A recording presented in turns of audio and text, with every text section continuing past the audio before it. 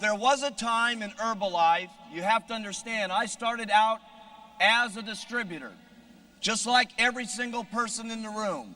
I got my little tiny distributor kit, and I started the Herbalife company. And what you have to understand is to try to visualize and see me similar to Jerry Svetanovich.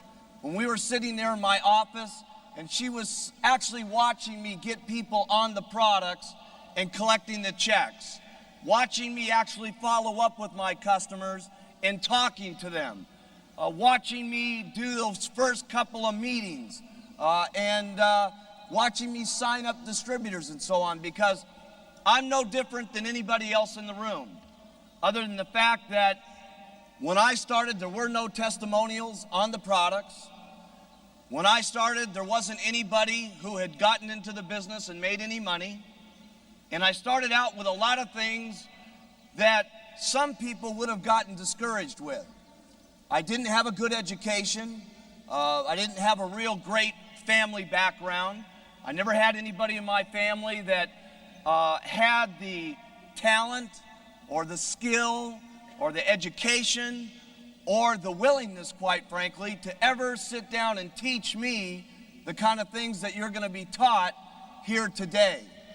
My drive really came from the inspiration of what happened to my mom and just sheer dedication to wanting to help people, trying my best that I could every single day. And I got to tell you, there was many things that I did wrong. There was ways that I handled my customers that weren't real great in the beginning.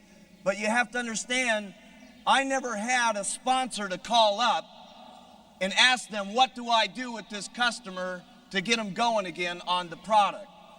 I never had an upline sponsor to help show me how to do a meeting.